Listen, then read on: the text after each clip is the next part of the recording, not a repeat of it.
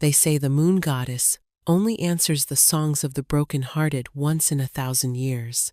But when Seraphina Night Whisper, the pack's most worthless Omega, sang her sorrow to the crimson moon, the Alpha King himself appeared at her door before the first light of dawn, ready to burn down kingdoms for the girl who didn't even know she was already his queen. The bitter pre-dawn wind cut through Seraphina's threadbare cloak as she scrubbed the pack-house steps of the ironwood pack, her raw fingers leaving bloody streaks on the frost-covered stone.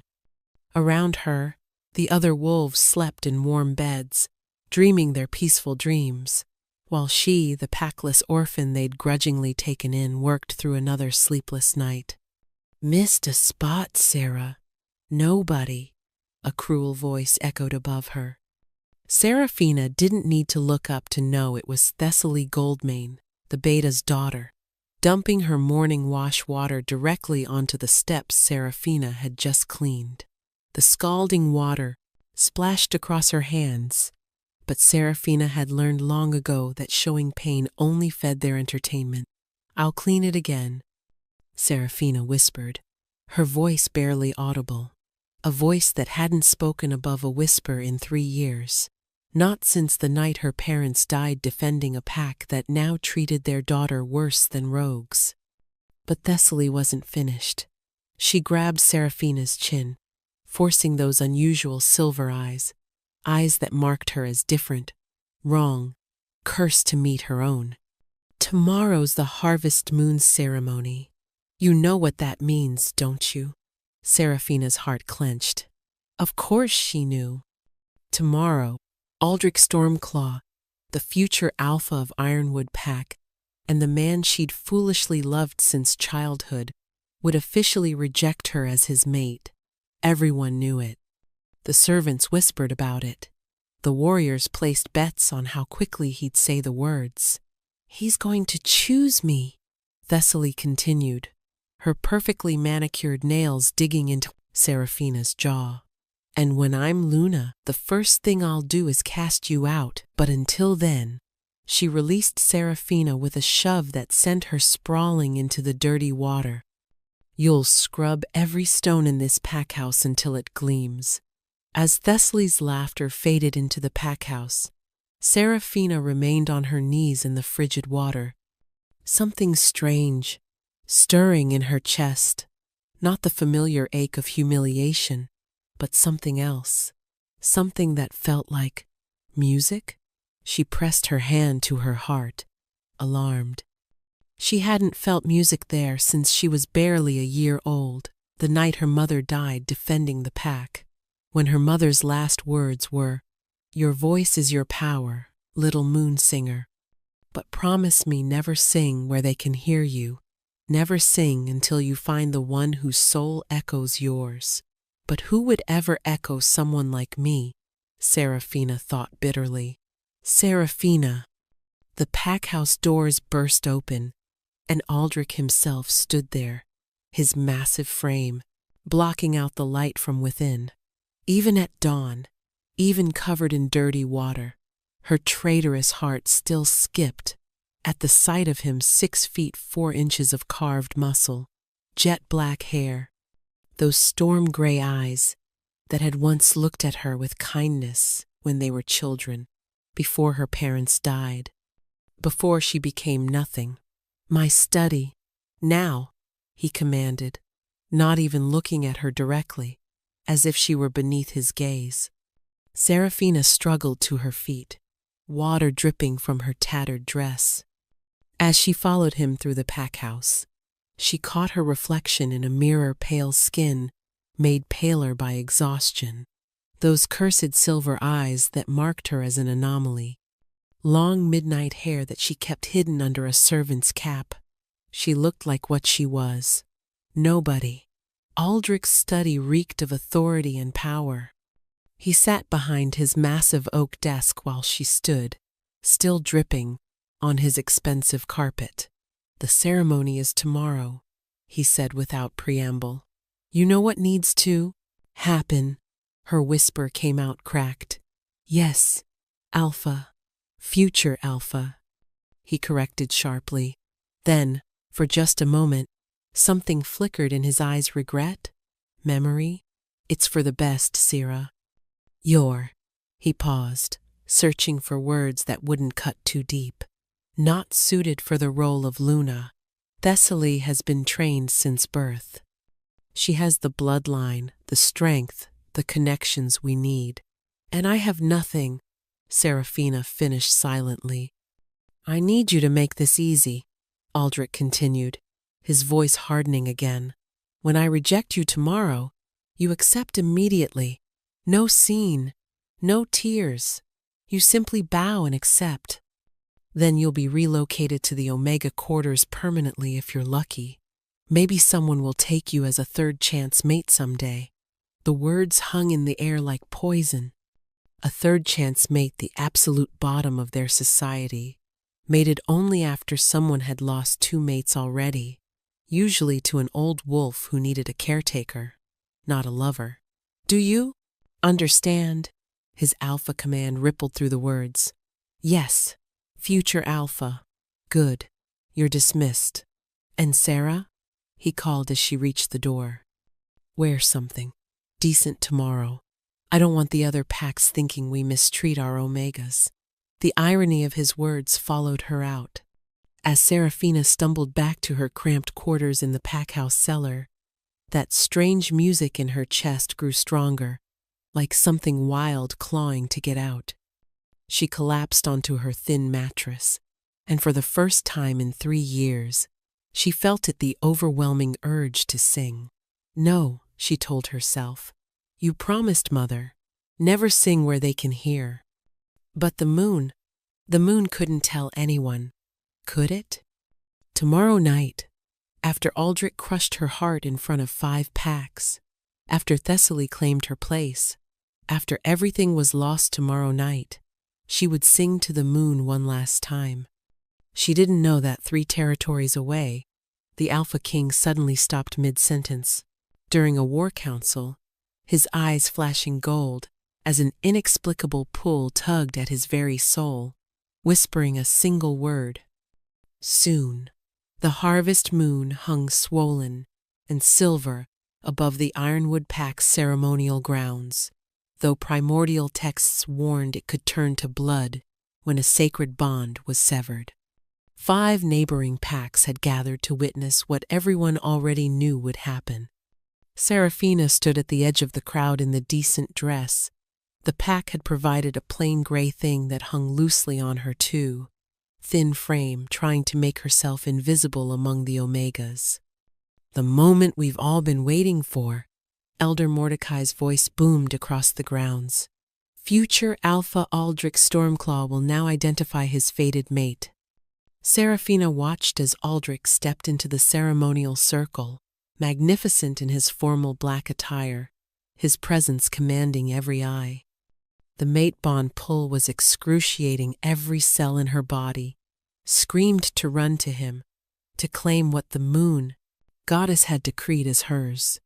She dug her nails into her palms until they bled, holding herself back. She noticed Luna Margaret, Aldrich's mother, wasn't present, still lost in her grief-induced illness that had kept her confined for 3 years, unaware of how the pack had descended into cruelty without her gentle guidance. Aldrich's eyes swept across the crowd, paused on her for a fraction of a second, then moved to where Thessaly stood in a stunning crimson gown, her golden hair shining like spun sunlight. I sense my mate, Aldrich announced, his voice carrying across the silent grounds. Serafina's heart hammered as he walked not toward Thessaly, but toward the Omega section, toward her. Whispers erupted like wildfire. He stopped directly in front of her, and for one impossible moment, hope bloomed in her chest. His storm-gray eyes met her silver ones, and she saw it all there, the recognition, the pull, the memory of 2 children who once played together in these very woods before rank and death tore them apart. Serafina Night Whisper, he said, loud enough for all 5 packs to hear.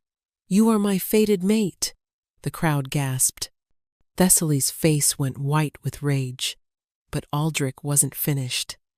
"And I, Aldrich Stormclaw, future alpha of the Ironwood Pack, hereby reject you as my mate and Luna." The words hit her like physical blows, each one tearing something vital inside her. The mate bond, so newly acknowledged, began shredding apart, sending agony through every nerve. "I reject you," he continued, his voice steady and cold, "for the good of the pack, for you lack the strength, the breeding, and the qualities required of a Luna. You are unsuited for this role in every conceivable way." Seraphina's knees buckled, but she forced herself to remain standing. The crowd was deathly silent, watching her, waiting for her to speak the acceptance that would complete the rejection. Some looked sympathetic, most looked unsurprised, and a few, like Thessaly, looked triumphant. Above them, the silver moon began to bleed crimson at its edges, as if responding to the severing bond. Seraphina's whisper was so quiet that wolves strained to hear. "I, Seraphina, Night Whisper, accept." A howl suddenly split the night, not from anyone present, but from somewhere deep in the forest. It was unlike any howl she'd ever heard, primeval, primal, and filled with such fury that several wolves involuntarily shifted in response. The temperature dropped 10 degrees in an instant, and the ceremonial fires flickered, as if bowing to an unseen presence. Elder Mordecai went rigid. "That's impossible. That howl pattern belongs to..."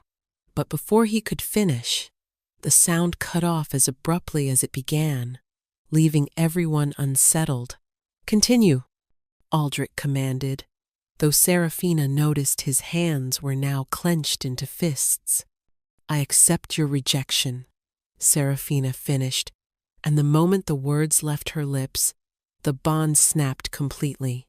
The pain drove her to her knees this time, and no one moved to help her. Above, the moon turned fully crimson, bathing everything in blood-red light. Aldrich immediately turned to Thessaly, not sparing Seraphina another glance. "Thessaly Goldmane, I choose you as my chosen mate and Luna of the Ironwood Pack."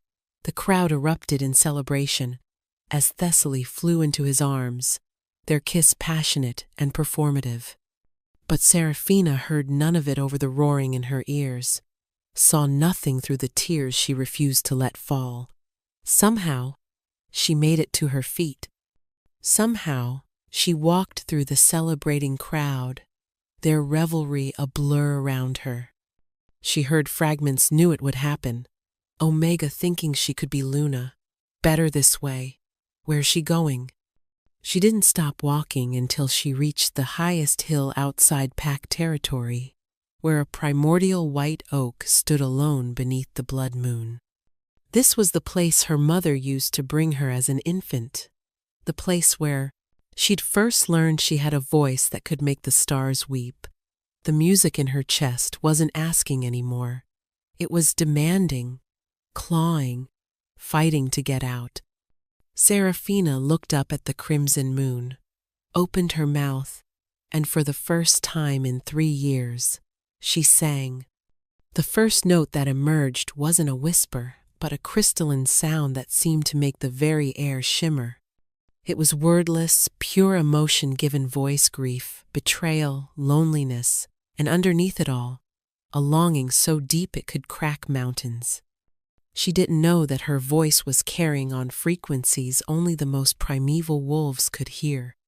She didn't know that across 3 territories, the Alpha King Zephyr Shadowmourne had just shattered a wine glass in his hand, his eyes blazing gold as that pull in his soul became a roar.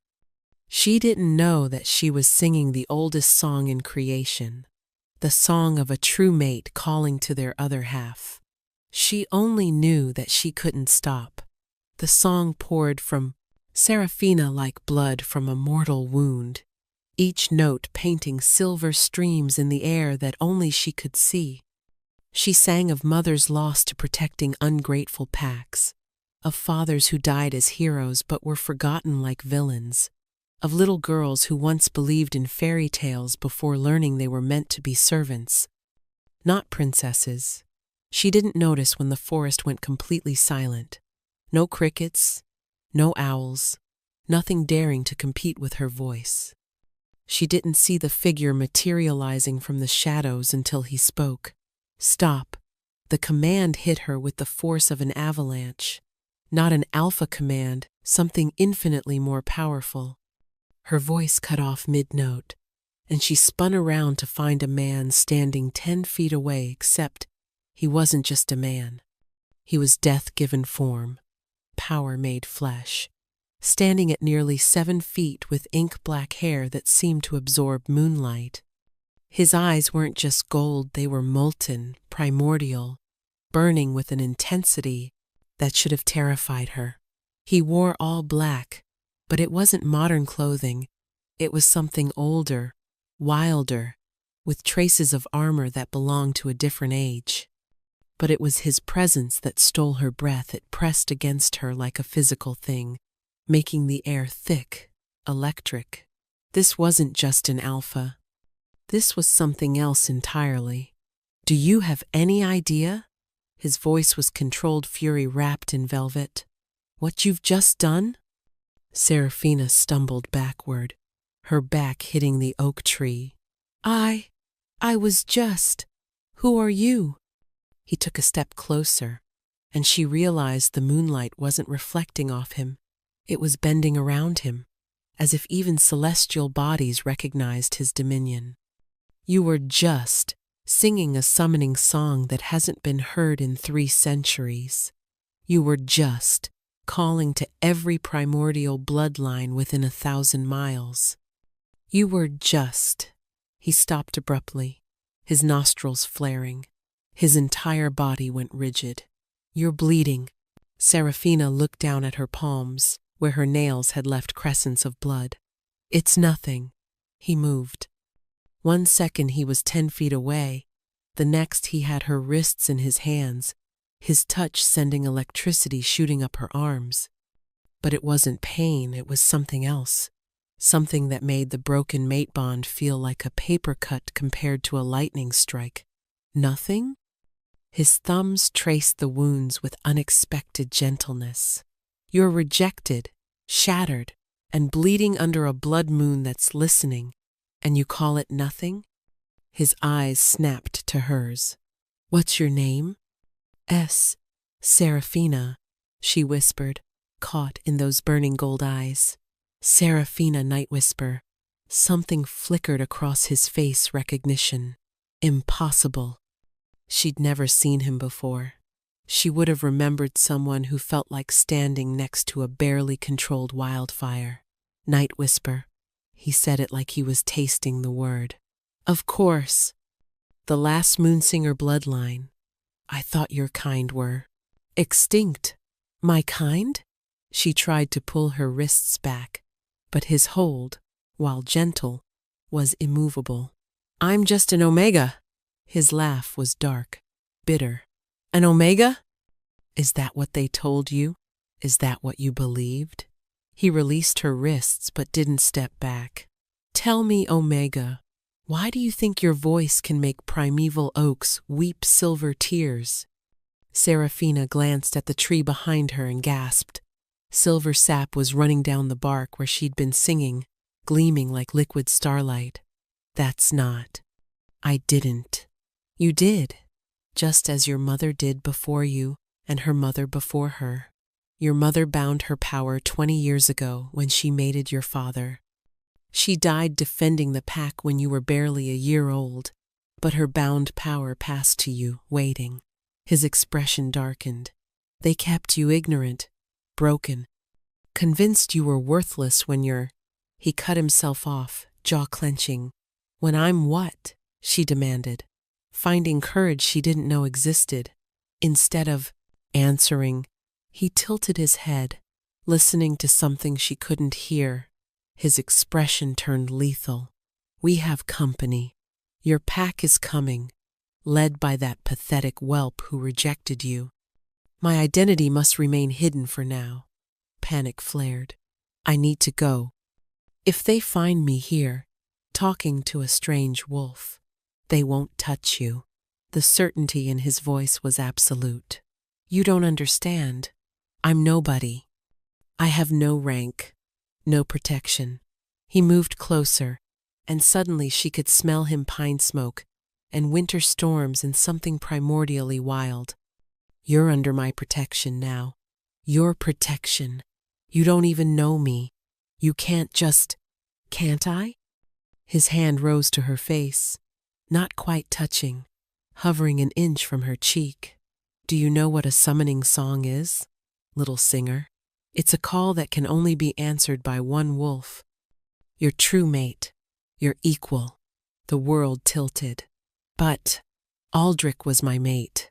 That boy," the contempt in his voice could have frozen flame. "He was a lesson, nothing more. A cruel joke from fate to teach you the difference between what they tell you to want and what you're destined to have." Voices approached through the trees, Aldrich's commanding tone, Thessaly's shrill demands, and now she could hear Alpha Thorn's deeper growl among them. "I have to go," she whispered urgently. "No," he said simply. "You sang to the moon, Seraphina Night Whisper, and the moon sent me to answer. When that sun rises in 6 hours, everything you know will change. Remember, I am close, even when you cannot see me." "How do you know?" But he was already gone, vanished like smoke, leaving only the scent of winter storms and a promise that felt carved into her very bones. The pack burst through the trees seconds later, Aldrich at the lead with his father Alpha Thorn beside him. But Seraphina barely noticed them. She was too busy wondering who he really was. "What were you doing out here?" Aldrich demanded, scanning the hilltop with predatory alertness. Behind him, Thessaly clung to his arm while 6-pack warriors and Alpha Thorn formed a semicircle around Seraphina. "I asked you a question, Omega." His alpha command rippled through the words, but something strange happened. Instead of compelling her to answer, the command slid off her like water off glass. Everyone noticed. The warriors exchanged uncertain glances. "I was saying goodbye," Seraphina finally answered, her voice still a whisper, but steadier than before. The mysterious wolf's presence lingered like armor around her, invisible but undeniable. "Goodbye?" Thessaly laughed shrilly. "Planning to go rogue? How pathetic. You wouldn't last a night." The silver tree, one of the warriors, Garrett, interrupted with barely contained awe. "Alpha, look at the oak." Everyone turned to see the silver tears still gleaming on the primordial bark, and the temperature seemed to drop another degree. Elder Mordecai pushed through the group, his weathered face pale. "Impossible," he breathed, approaching the tree with trembling hands. "This is Moonsinger magic." But the last Moonsinger died 20 years ago. All eyes turned to Seraphina. "You," Mordecai pointed a shaking finger at her. "Your mother was Celeste Night Whisper. She could sing to the moon, but she bound her power when she mated your father. We thought the gift died with her." "Bound her power?" Seraphina's whisper carried confusion. "She never said, because we ordered her silence." Alpha Thorn interrupted, his scarred face grim. "Moonsingers are dangerous. Their songs can drive wolves mad, summon creatures from the old times, even challenge alpha commands. Your mother agreed to bind her gift in exchange for sanctuary. But binding requires consent," Mordecai muttered, still studying the tree. "If Seraphina's power is manifesting now—" "The rejection," Thessaly said suddenly, her pretty face twisting with realization. Rejecting a moon singer breaks any binding. You absolute fool, Aldrich. Do you know what you've— A howl cut through her words, the same primeval, furious sound from the ceremony, but closer now, much closer. Form a defensive circle, Alpha Thorn commanded, but his voice shook. That's a sovereign's call, but there hasn't been a sovereign alpha in our territories for 300 years, Mordecai finished, his face white as bone. The last one was Zephyr Shadowmourne, the Alpha King of the Northern Territories, but the histories say he vanished after the Great War. Another howl, this time from the opposite direction. Then another, and another. They were surrounded. What did you do? Aldrich grabbed Seraphina's shoulders, his fingers digging in painfully. Who did you call? Before she could answer, shadows exploded around them. Not metaphorical shadows, actual darkness that moved like living things, swallowing the moonlight. The pack warriors shifted instantly, but their snarls turned to whimpers as pressure descended like a mountain falling. He emerged from the shadows like he was born from them, the mysterious wolf. But now she could see him clearly in his full glory, and the sight stole what little breath she had left. The histories say what I wanted them to say, the wolf spoke, his voice carrying ageless authority.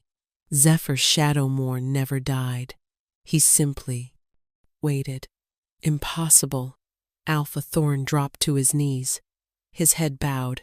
You're supposed to be dead. The records.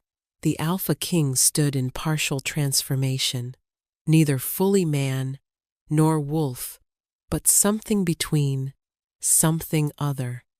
Power emanated from him in visible waves, making the air shimmer. Take your hands off her. He didn't shout.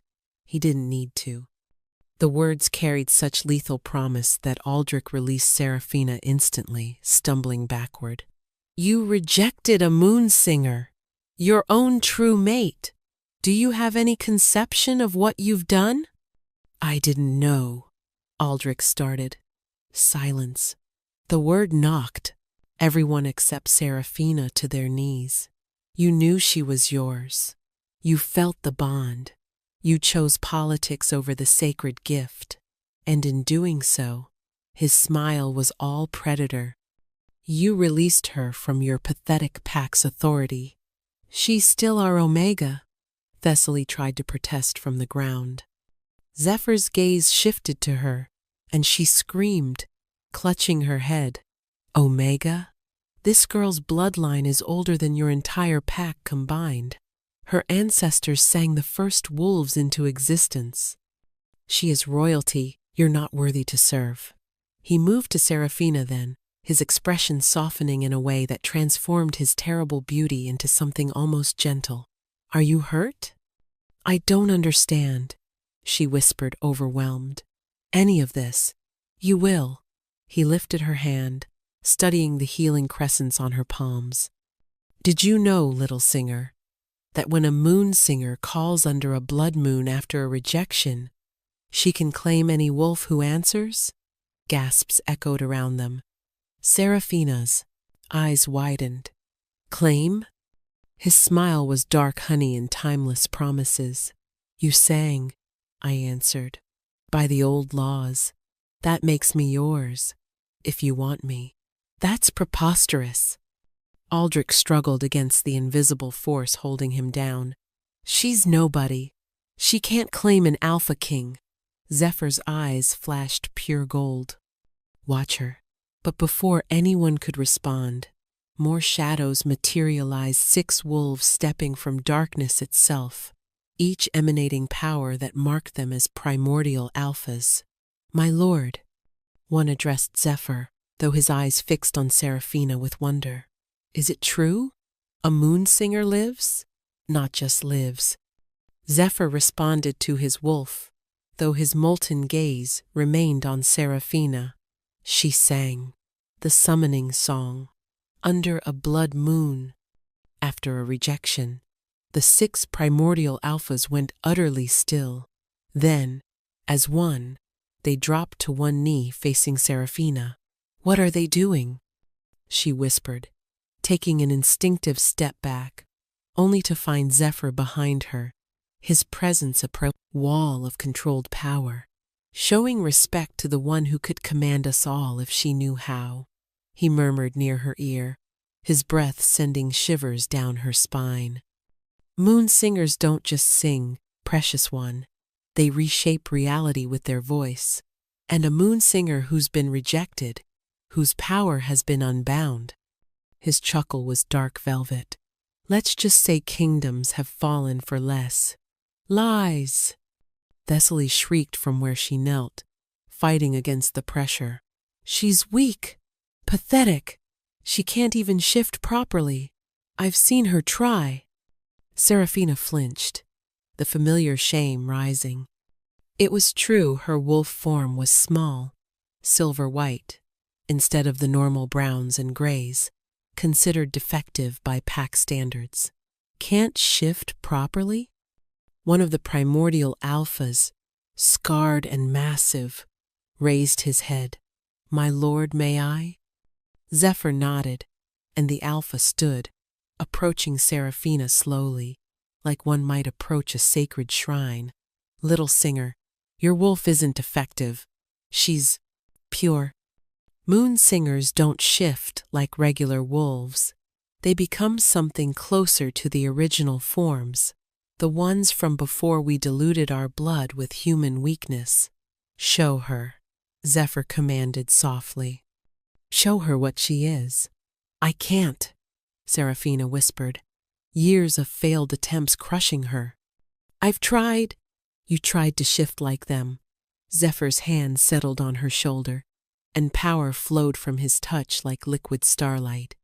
"Try singing your wolf free instead." "Singing my wolf?"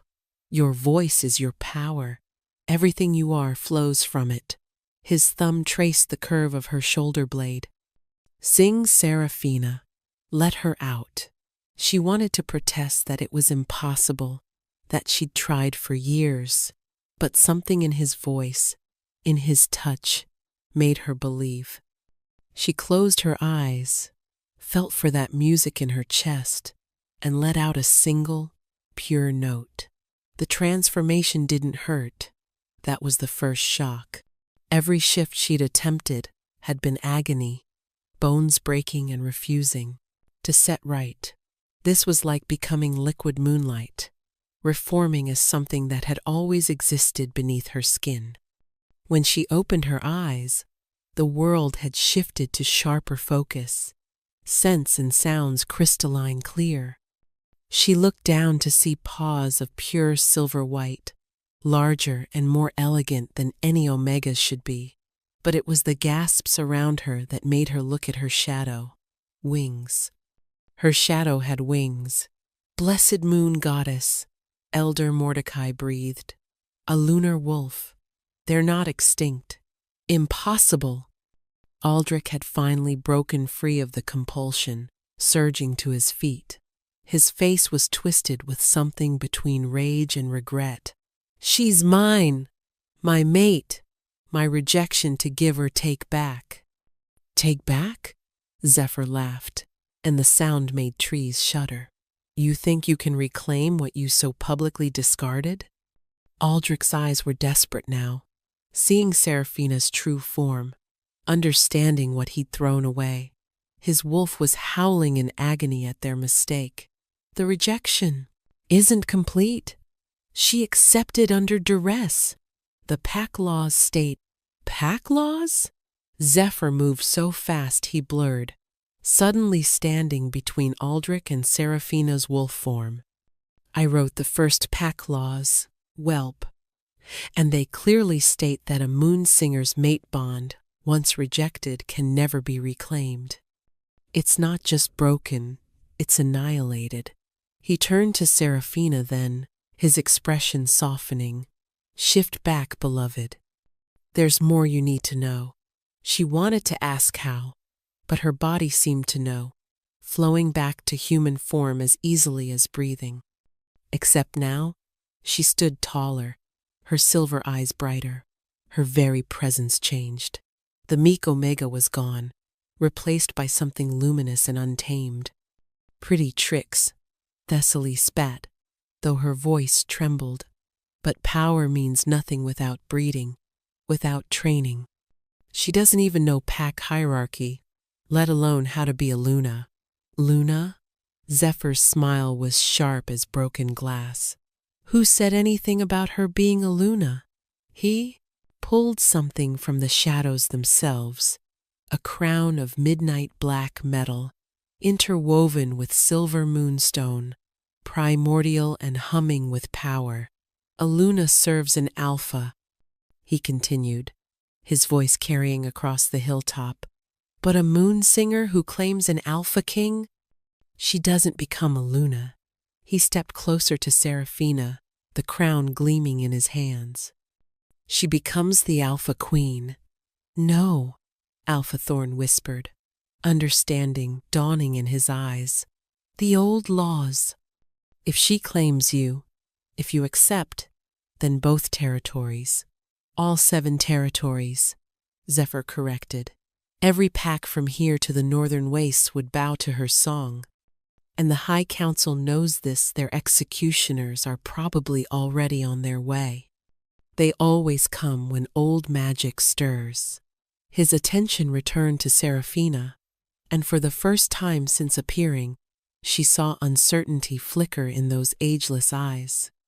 But the choice is yours, little singer. You can walk away, reject my protection, refuse the Taceria, claim, and make your own path. Seraphina looked at the crown, at him, at her former pack, kneeling in terror and awe. Or? She asked, her voice no longer a whisper. His grin was pure wolf. Or you let me kneel before the first woman in 3 centuries who could bring me to my knees with a single note. You can't seriously be considering this. Aldrich's voice cracked with desperation, his wolf's agony bleeding through. Seraphina, you don't know him. He's the Shadow King, the monster from the old stories. He's killed thousands. Only those who deserved it, Zephyr said mildly, though his eyes remained on Seraphina. And I've saved tens of thousands more. But please, do tell her more about monsters. Boy who rejected his mate for political gain. Seraphina stepped forward, her hand reaching toward the crown, then stopping. Why did you really come? You can't tell me an Alpha King appears just because someone sang a pretty song. For the first time, vulnerability flickered across Zephyr's features. For 300 years I've heard nothing but silence. Do you understand what that means? An Alpha King without a queen is half mad on the best days. But a sovereign alpha without his moon singer? He shook his head. I stopped sleeping decades ago because the dreams were nothing but emptiness. I stopped feeling anything beyond duty and rage. Then tonight, he lifted his hand, and shadows danced between his fingers. Tonight, I heard you sing my true name. I didn't sing any names. Not with words. With your soul. Every moon singer has one wolf they're born to sing for. One soul that matches their frequency. You sang pain and loneliness and betrayal, but underneath it all, you sang recognition. You knew me before we ever met. That's impossible, she whispered. But even as she said it, she knew it wasn't. She'd felt him in her chest her whole life, a missing piece she'd tried to fill with Aldrich's cold affection. Is it? He stepped closer. The crown still offered between them. Tell me you don't feel it. Tell me your wolf isn't crying out for mine right now. She couldn't. Her wolf was practically howling, straining toward him with a desperation that should have frightened her. If I accept, she said slowly, what happens to them? She gestured to her former pack. Whatever you decide, Zephyr replied. That's what it means to be Alpha Queen. Their fates. would be yours to command. Thessaly let out a strangled laugh. She's too weak, too soft. She couldn't even stand up to me, let alone command. Seraphina's head snapped toward her, and for the first time in her life, she didn't lower her gaze. Be quiet. The words weren't loud, weren't even particularly forceful, but Thessaly's mouth snapped shut, her eyes widening in shock. She physically couldn't speak.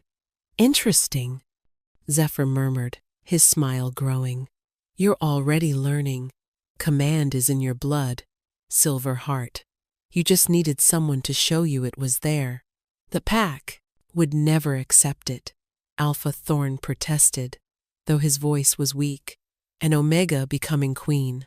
Former Omega, one of the primordial alphas, corrected. The moment her mate rejected her, she became packless, free, and a free moon singer can choose any pack she wishes. Or create her own. Create her own? Seraphina's eyes widened. Zephyr nodded. 7 territories worth of lone wolves, rejected wolves, and forgotten bloodlines would follow a moon singer's call. You could build something entirely new. Or, he lifted the crown slightly, you could accept what's already yours and transform the existing order from within. A commotion in the tree line drew everyone's attention. More wolves were arriving, not just from Ironwood, but from all 5 packs who'd attended the ceremony. Word was spreading like wildfire. Among them, Seraphina spotted familiar faces, other Omegas who'd been tormented, overlooked wolves who'd never fit the traditional hierarchies, even some betas who'd questioned the rigid system. They were all looking at her, not with the disgust or pity she was used to, but with something that looked like hope. They came because they heard you sing, Zephyr said quietly. Even from miles away, every wolf with even a drop of primordial blood felt it. Do you understand what that means? She was beginning to. The music in her chest wasn't just her power, it was a call to all those who'd been silenced, overlooked, rejected. If I say yes, she said, meeting his molten gaze. I want conditions. His eyebrows rose, and several wolves gasped at her audacity. You would negotiate with an alpha king? I would negotiate with my potential mate, she corrected, and his eyes flashed with approval. Name them. The Omegas get equal treatment. The rigid hierarchies get reformed. And anyone who's been rejected unfairly gets a second chance. And if the alphas resist? She smiled then, remembering how easily she'd silenced Thessaly. Then I'll sing them a lullaby they won't wake from until they learn better. Zephyr's laughter was rich and dark and proud. There she is, the queen I've been waiting for. He knelt then, the alpha king of 7 territories dropping to one knee, offering up the crown. Seraphina Night Whisper, last of the moon singers, will you accept your throne? The blood moon pulsed overhead. Her former pack held their breath, and Seraphina reached for her destiny. The moment Seraphina's fingers touched the crown, the world exploded into silver fire. Power primeval, wild, and infinite rushed through her veins like liquid moonlight. Every suppressed memory, every bound gift, every inherited ability from generations of moon singers flooded her consciousness at once. She saw her mother's true form, her grandmother's battles, the first moon singer who sang the original wolves from starlight itself. Seraphina! Aldrich's voice seemed to come from very far away. Don't do this. You don't understand what you're becoming. But she did understand. For the first time in her life, everything made perfect sense. When the silver fire faded, she stood transformed. The crown hadn't just adorned her, it had awakened her. Her midnight hair now held threads of pure silver. Her eyes glowed with inner light. And most shocking of all, Markings appeared on her skin, primordial runes that told the history of her bloodline in a language older than words. By the old gods, Elder Mordecai fell to his knees. The Luna prophecy, when the rejected rises with the crown of night, when the silenced one sings the timeless right, then shall the old ways crumble and fall, and the forgotten shall answer her call. You knew. Seraphina's voice had changed to still hers, but layered with harmonics that made reality shiver. You knew there was a prophecy about me? We suspected, Alpha Thorn admitted from where he knelt. Your mother, she was too powerful. We convinced her that binding her gifts would protect you. We lied. You feared her. Zephyr rose from his knee, standing beside Seraphina as her equal. Just as you fear her daughter now. Please, Thessaly begged, finally able to speak again. Seraphina, I'm sorry. We were just following pack tradition. Tradition. Seraphina tasted the word like poison. Was it tradition when you poured wolfsbane in my wash water? Was it tradition when you had the warriors corner me during my first heat, terrifying me for sport? Was it tradition when you killed my pet rabbit because I dared to smile at Aldrich? Each accusation made Thessaly paler.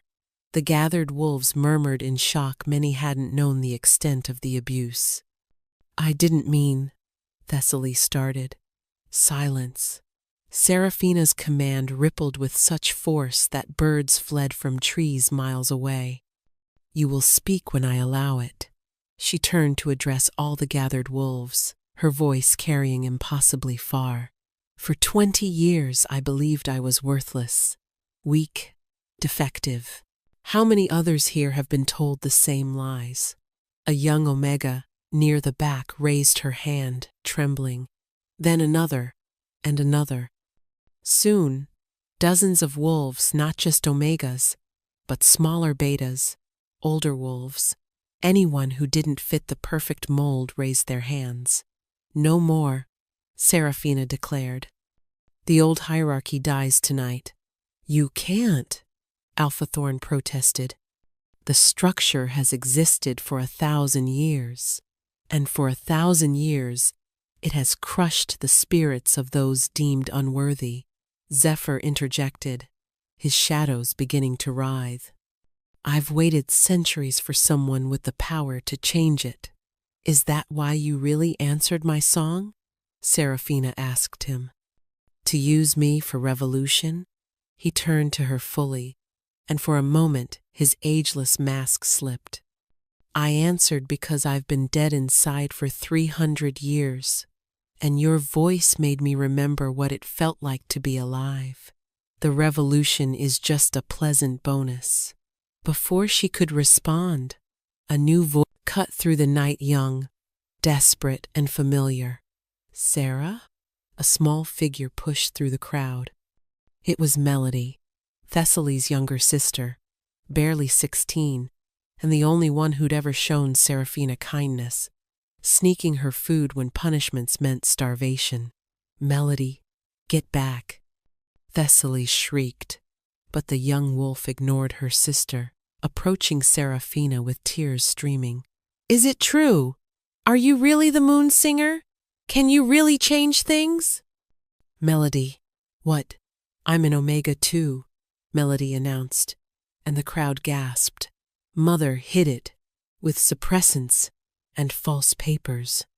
She couldn't bear the shame of 2 Omega daughters. But I'm tired of pretending. Thessaly's face crumpled. You stupid girl. Do you know what you've just done to our family's reputation? The same thing you did to Sarah's heart every day for years? Melody shot back, then knelt before Seraphina. I pledge myself to the Alpha Queen, if you'll have me. One by one, others began kneeling. Not the Alphas, not yet, but the forgotten ones, the rejected ones, the ones who'd never quite fit. Each pledge made Seraphina's crown glow brighter. Aldrich watched with growing anguish, his wolf howling louder with each passing moment. "This is madness!" he finally exploded. "She has no experience, no training, no idea how to lead." "Then I'll learn," Serafina said simply. "With advisors who value wisdom over strength, compassion over cruelty. And if we refuse?" Aldrich challenged. "If the established packs reject your authority?"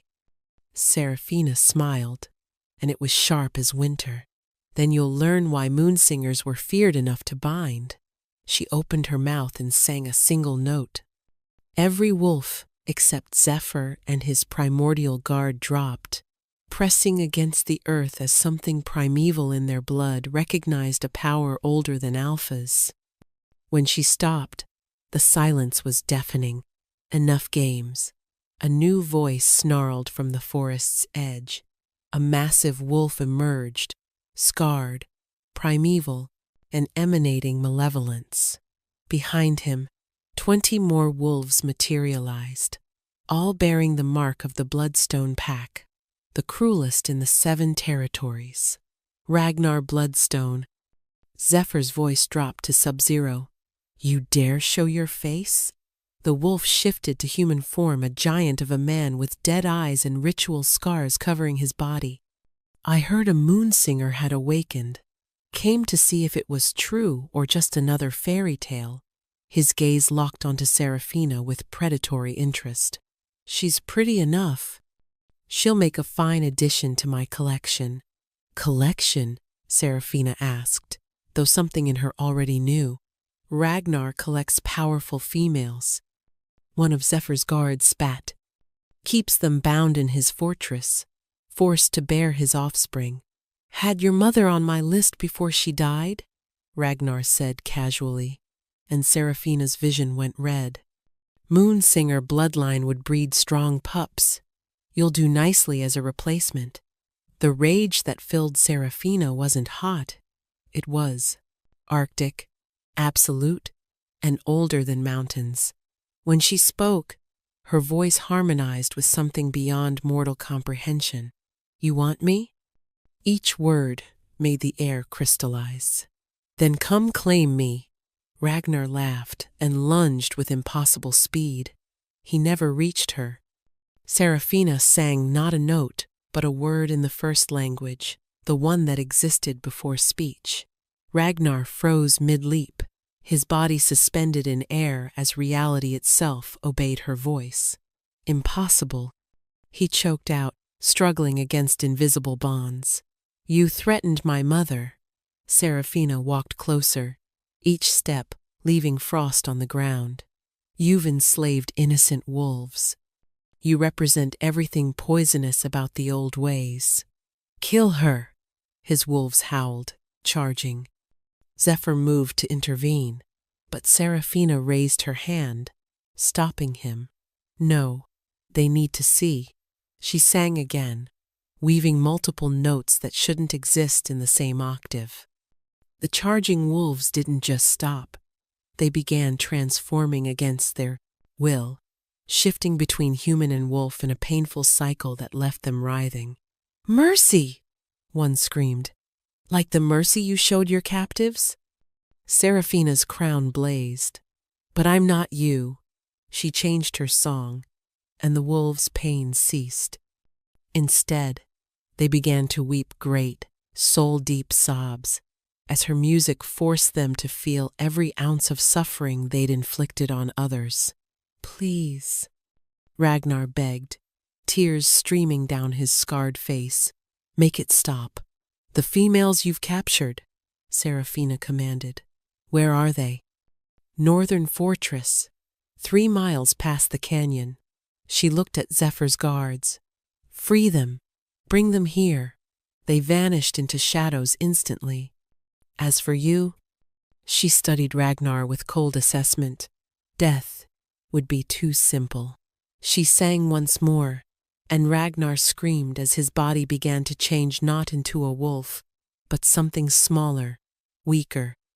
When the transformation ended, a common Omega wolf stood where the Alpha had been.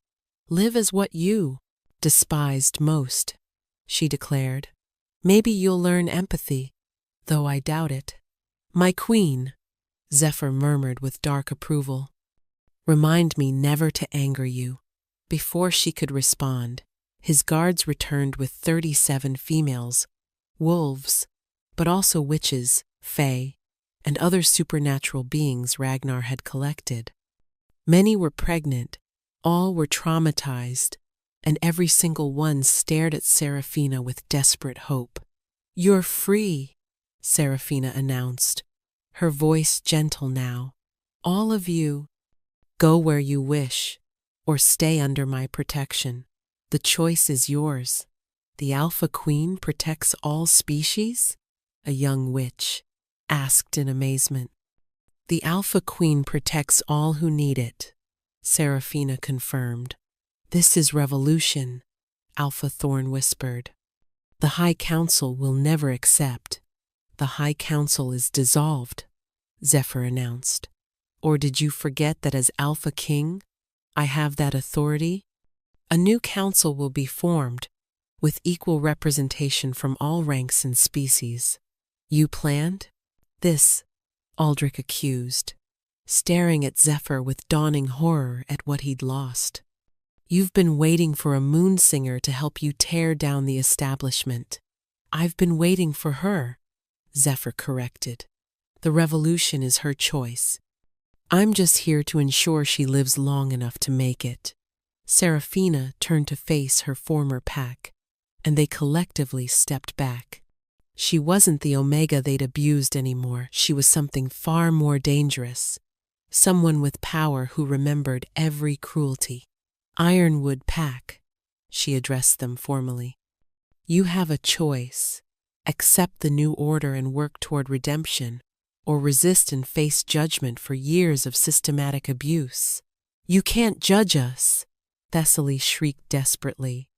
You're nobody, just an Omega playing dress-up. Seraphina tilted her head. Aldrich, tell me, can you still feel where our bond used to be? He paled, his hand going to his chest. It burns. My wolf won't stop howling. That burning is your wolf?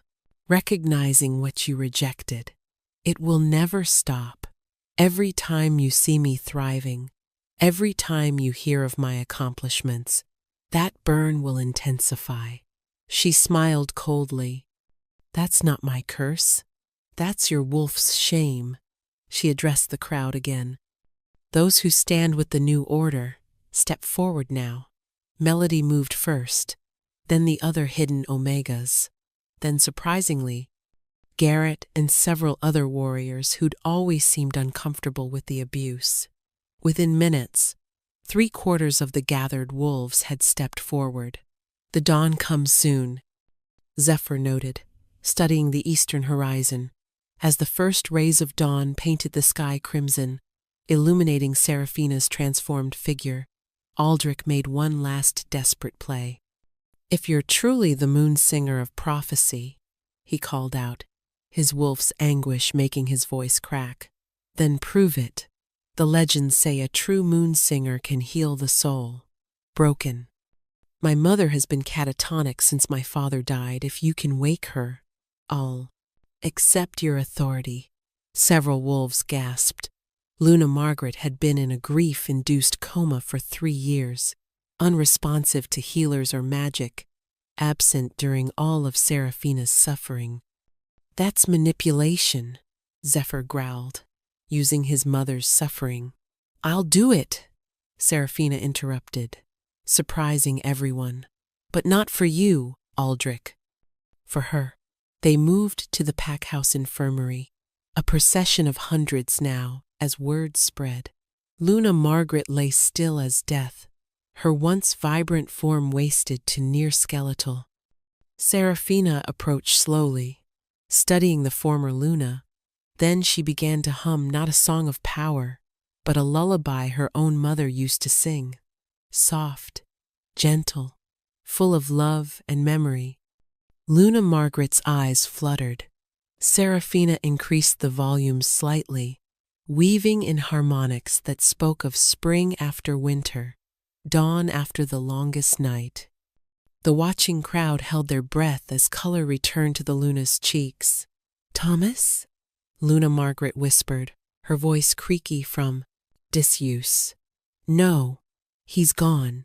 Her eyes focused on Seraphina, then widened. "Celeste? But you died." "I'm her daughter," Seraphina said gently. "Seraphina, the Omega," Margaret breathed. Then her face crumpled with shame. "Oh, child, what we did to you!" I was too lost in grief to stop it, but I knew. I always knew.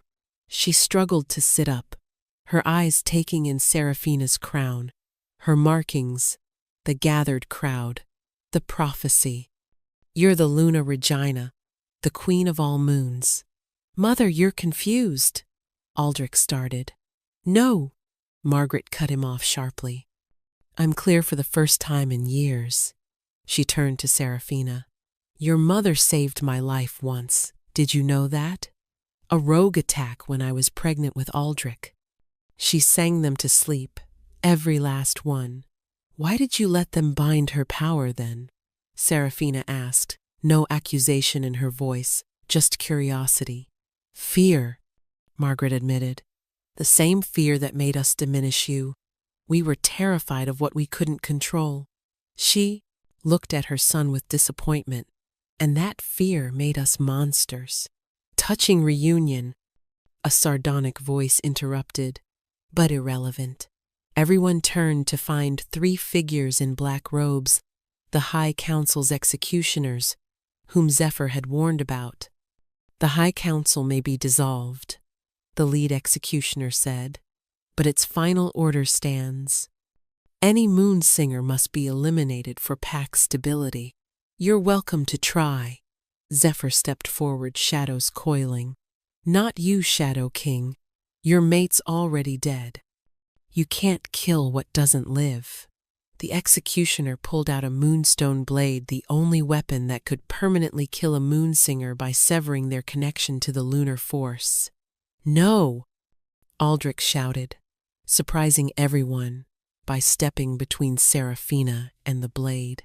"I reject the council's authority. Stand aside, boy." "I was wrong," Aldrich said, not moving, his wolf finally quiet in the face of protecting what it had lost. "I rejected my mate for power, for tradition, for fear, but I won't let you kill her for existing." The executioner raised the blade, prepared to go through Aldrich. Seraphina began to sing. This wasn't like her previous songs. This was something primeval, something that bypassed ears entirely and spoke directly to the soul. Every wolf present from Alpha to Omega felt their wolves respond, howling in harmony. The executioners tried to resist, but their robes began to burn away, revealing the binding marks that enslaved them to the council's will. Seraphina's song targeted those marks, her voice becoming a key that unlocked their chains. "Free!" one executioner gasped, dropping his blade. "We're free. The council bound you?" Zephyr's voice was deadly quiet. "For centuries," another confirmed. "Forced to kill any threat to their power. Moon singers, shadow walkers, dream weavers. We eliminated them all. No more," Seraphina declared, her crown blazing. "The age of fear ends now." She turned to address everyone. "Send word to all 7 territories. Any bound soul seeking freedom, any rejected wolf seeking acceptance, any creature seeking sanctuary, they will find it here. We're not just changing the hierarchy, we're rebuilding from ash." "And those who resist?" Alpha Thorn asked. "Will face the combined might of the Shadow King and the Moon Singer," Zephyr said, taking Seraphina's hand, "though I suspect most will fall in line rather quickly." "You still need to complete the claiming," Elder Mordecai reminded them. "Without it, the bond remains incomplete." Seraphina looked at Zephyr, this dangerous, beautiful creature who'd waited centuries for her song. How do we complete it? His smile was pure sin. You sing my true name while I speak yours. But be warned, once done, it can't be undone. We'll be bound beyond death itself. Trying to scare me off? Trying to ensure you understand? I'm not a temporary choice. I'm forever. She lifted her chin. Then let's make it official. Under the full witness of 5 packs and the rising sun, Seraphina sang Zephyr's true name, not the one he wore for the world, but the deep, resonant sound that was carved into his very essence. As her voice wove through octaves that shouldn't exist, shadows and light began to dance together, creating something entirely new. Kaelin Zephyr Shadowmorn, she sang, each syllable making reality ripple. Alpha of the eternal night, guardian of the forgotten, king of shadows and sorrow, I claim you as mine. Zephyr's eyes blazed pure gold as he spoke in return. Seraphina Celeste Night Whisper, last of the moon singers, voice of the silenced, breaker of chains, queen of song and starlight, I bind myself to you beyond time, beyond death, beyond the ending of all things. The moment their vows completed, the world exploded with light. Every wolf present shifted involuntarily, howling in unison as primordial magic rewrote the very fabric of pack law. Seraphina and Zephyr rose into the air, surrounded by spiraling shadows and silver light that merged into something unprecedented twilight itself made manifest. When they touched ground again, both bore matching marks, crescent moons intertwined with shadows on their forearms, glowing with subtle power. The Luna Regina bond, Elder Mordecai whispered in awe. It hasn't been seen for 1,000 years, but the transformation wasn't complete. Seraphina turned to face her former pack one last time. Aldrich Stormclaw, you rejected me for Thessaly Goldmane. That choice stands. Live with it. I know, Aldrich said quietly, the fight gone from him, his wolf finally accepting its loss. I'll spend my life regretting it. Good, she said simply. Use that regret to be better. She addressed Thessaly next. You have 2 choices.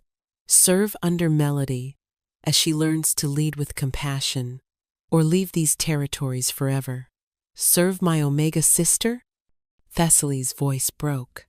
Serve your Luna, Seraphina corrected. I'm appointing Melody as the new Alpha of Ironwood Pack. The crowd erupted in shocked murmurs, but Melody stood tall, her Omega status no longer a shame, but a strength. This is the new way, Seraphina announced, her voice carrying to every wolf in the 7 territories through the pack bonds.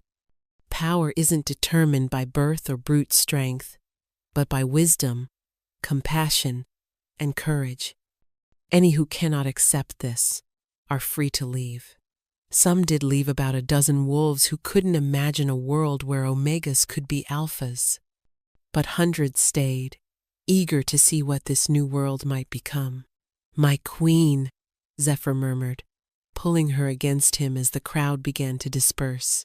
Ready to reshape the world?